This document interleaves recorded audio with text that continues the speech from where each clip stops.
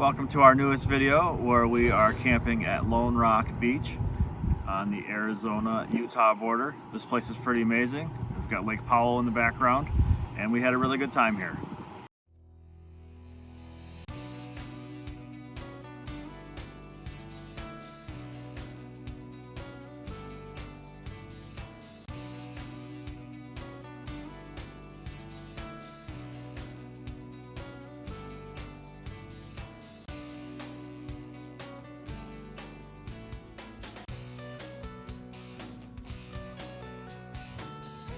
Lone Rock Beach is $14 a night.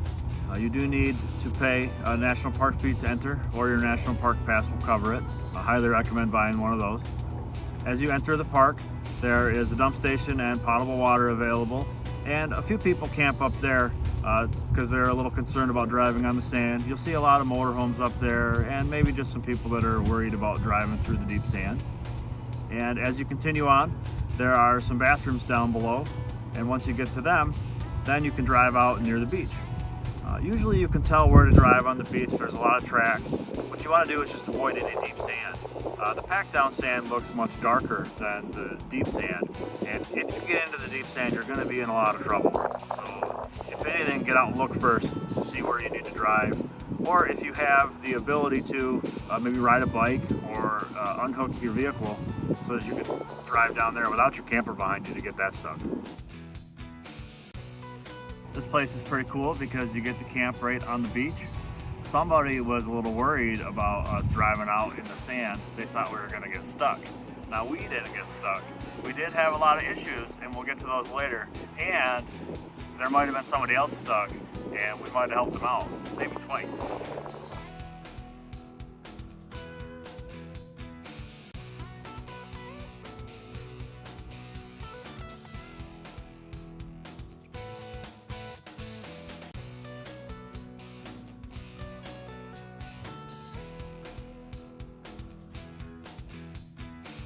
So we came down from the main road down to the beach and found where all the campers were parked. Got through pretty easily, found a nice spot for us to go. Found a big open spot between two campers where we weren't real close to anybody. So we thought we'd set up there. We found out why that big open spot was there. It was still pretty loose sand. So we got set up, we had a terrible time leveling because every time we'd put a block down and I pull onto it, it would just drive down into the sand. And we didn't really gain anything. All we were doing is just putting blocks down into the ground. So finally we used some wood, got level, and we went to unhook. And one thing that I've learned is whenever I unhook, I always leave chains hooked up still. In case something bad happens, I'm still hooked up with the chains. And this was a very good thing to have happen this time because we just have plastic wheel chocks. When you're in sand, as we just learned when we were trying to level, blocks kept driving down. When I went to unhook, my wheel chock just got driven down into the sand. Here is how we chalk our wheels. And the wheels went completely over the chocks. And we actually fell off of our blocks, made a big loud thud, and had everybody's attention at the camper. Luckily, it was being held to the truck by our chains. So now the camper is loose from the truck, but still being held in place by the chains. So I have to get this back on the hitch. So I start lifting and lifting and lifting. And I found out, I expected when this ran out that I would hear a stop. That is not the case. So Jack actually just fell right out, which made a bad situation even worse. So now we've got all kinds of problems going on. This is below the hitch of the trailer. Or the truck. I'm still hooked by the chains. The jack is now inoperable. I'm going, uh-oh. Now I'm not really sure what to do at all. So luckily, from my learnings in the past, I've learned that my front stabilizer jacks will actually take enough of the weight so that I can actually lift this right off the ground. And so that's what I had to do. We quickly scrambled, put the stabilizer jacks down, and then I was able to feed this back in and get it to start operating again. And then I was able to hook back up and get us re-leveled in a new spot, and we actually used the cinder block as a chock this time. So ever since we had our camper, we had this for Datsuk to help get him in when the stairs needed to be quite a big jump up to the first step. And I've wanted to get rid of this thing for the longest time, ever since we don't have that suit anymore. But it's so heavy that I just didn't want to carry it around anymore. But after this experience, I've learned that maybe it's not a bad idea to have something like this cinder block. So I put this between the wheels, and then it wasn't going anywhere. And we were able to unhook and have a successful time at the beach.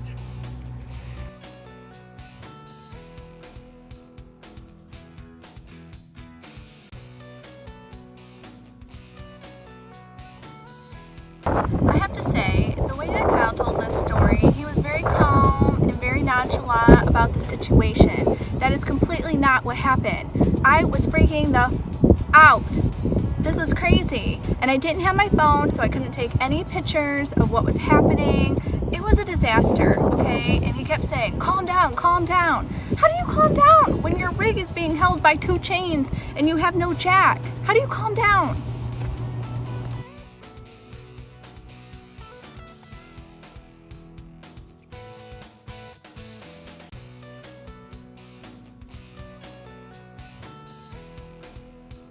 So one of the things we were not prepared for is the massive windstorm that we got, I believe, on our second or third night there.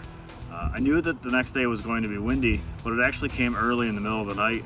We woke up, heard a bunch of wind and rain, had our solar panels out still. A little public service announcement: when you purchase new solar panels and put them outside, and then you walk out to the dark, remember that you have solar panels there. When you pick one, when you walk out to it and forget that it's there, you will definitely damage your solar panel. And for those of you that know anything about us, you know I might have a couple cocktails every now and then, and this happened completely sober, unfortunately. So luckily we have some resin at home, and we're going to fix them when we get back home and head back out on the road. They should be all fixed. I had the generator out, so we actually had to scramble in the middle of the night. All the solar panels had fallen down, and they weren't in the place I left them because the wind had been enough to pick them up. So that was pretty unfortunate. And then the next day, no one even went outside. It was so windy, you were just getting sandblasted everywhere you went.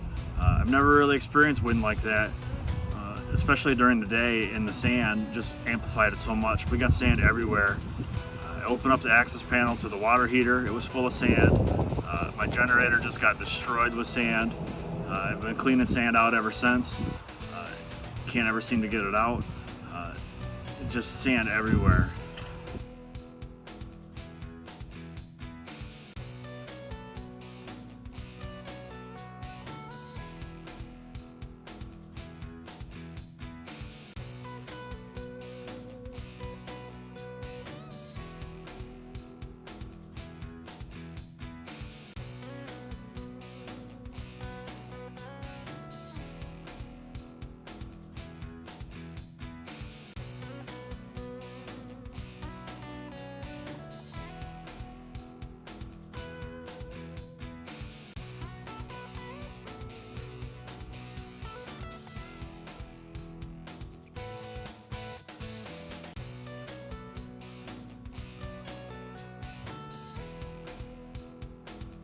So as I stated in the intro, you have to be careful where you drive. Otherwise, you will become one with the sand at Lone Rock Beach.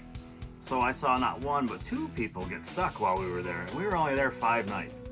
So I believe it was our second night. I saw a couple come through. They had a big giant 5th wheel and a nice diesel F-250. And I saw he wasn't moving anymore, and he's just right in front of our camper. There was a big group in front of us, and he was right there. So I walked out, grabbed the shovel, and took it over to him and asked if he needed any help. And I said, I'll help you get out and do whatever you want, or I'll leave you alone, whichever you prefer. And after a little bit, he said, well, do you have a 4-wheel drive truck? Could you try to pull me out? And I said, sure, why not? So I happened to have a chain, grabbed that and pulled him out, and that was quite the challenge. It took a long time. He was a big, heavy setup that was a real hard time for my truck. And the funny thing is, we had the attention of everyone in the entire area, and I probably have the smallest truck. And oddly enough, nobody else wanted to come down and help. We had a lot of watchers, but nobody offered any assistance.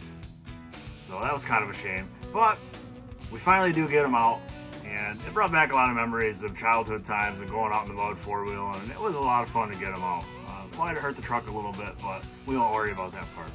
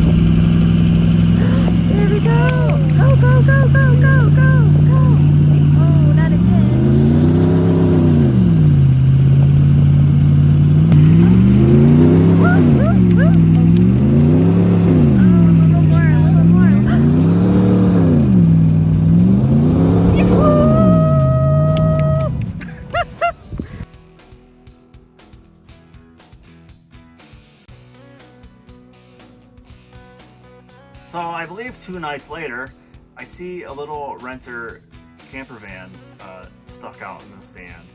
And it was in the spot where the big group was in front of us, but they got a little too far down the hill into the soft sand, and I see them struggling to get out, and I see them digging a little bit. So I take my shovel again, and a few of us go and we try to push it out because it's just a little camper van, but it's not budging at all. So I just go grab the chain again, and I know this one's gonna come right out. But I'm a little leery because it's a rental camper van, and I don't really want to be doing this with my truck, but no harm, no foul. After about 6 seconds, this one came right out, and it was just kind of entertaining that I got to do this twice now.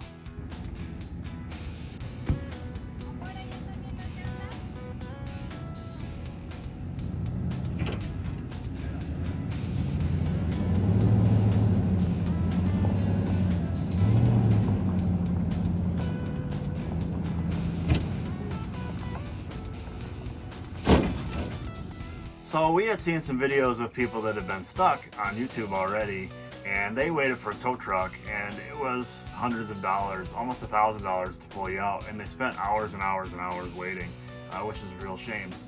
And there are also people that will hang out there and they will try to take advantage of your unfortunate situation and charge you a few $100s cash to get you out so you don't have to get a tow truck. There was no way I was going to charge anyone. I would just hope that if I'm ever in a need like that, you know, there'd be some people around that would come help us. It was a real nice feeling to be able to help people.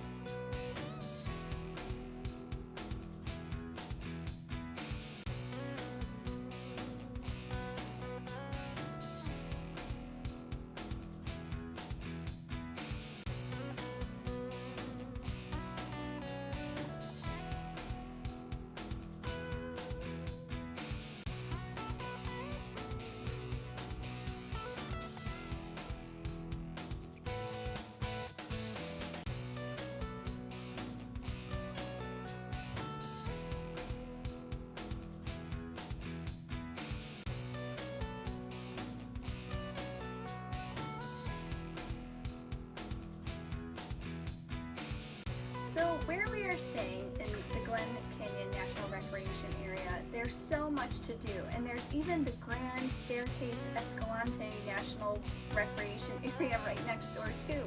There's just an incredible amount of activities for everybody to do there. We picked some things to do, one of which was a toadstool hoodoo hike.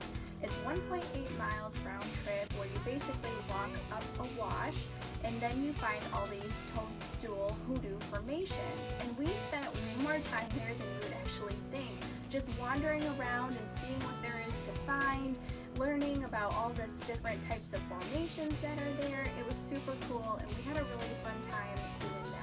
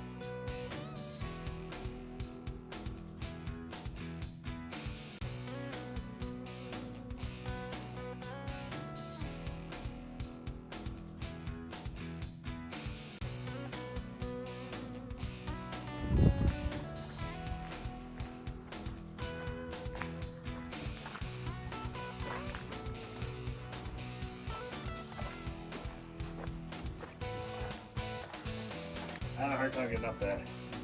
Probably use your hands on the side.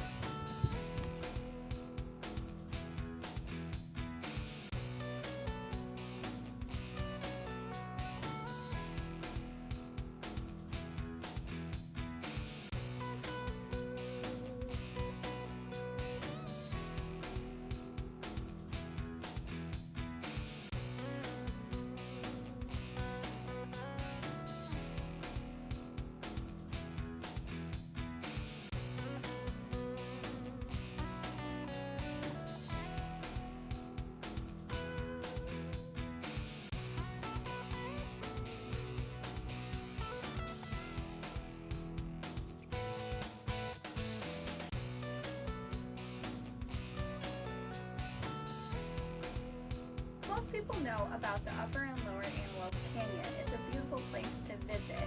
We actually went to a canyon called Canyon X, and it was way awesome. We didn't go to the Upper Lower Antelope Canyon, but I think this really rivals. The tour groups are only the size of 10, it's half the price, and it's actually a relatively new canyon to explore. It's on Navajo land, and several years back they actually opened it up for public use. So you have to book a tour with the Navajo. There's only one option. They take you down into their land, you park at a parking area, and then you walk down into the Slot Canyon. And there's two to explore. They have different types of canyons, which are the A-shaped canyon where it's wider on the bottom and narrow on the top, and then they have the B-shaped canyon where it's wider on the top and narrow on the bottom, and both of them are so awesome. You can film in there and not have people in your photos like you would at Antelope, and we really enjoyed this area.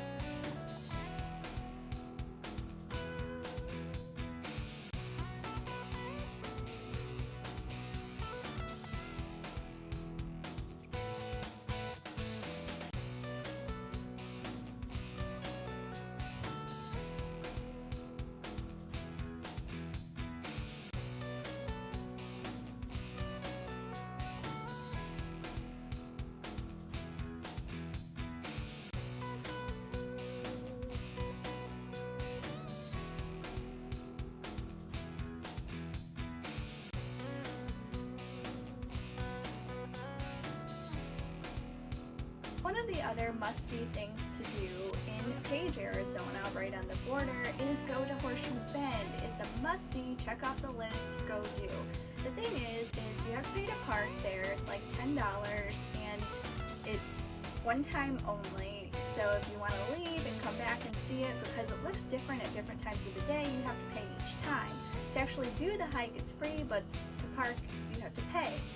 The hike was not very long, and to see the Horseshoe Bend, it was kind of not exciting. I mean, it was cool to see because it's everywhere and you have to see it, but it wasn't really exciting. I think one of the better ways to see it is actually to take a boat tour, which you actually go down, and you can actually kayak down it too. I think that would have been way more fun to see it than hiking to it.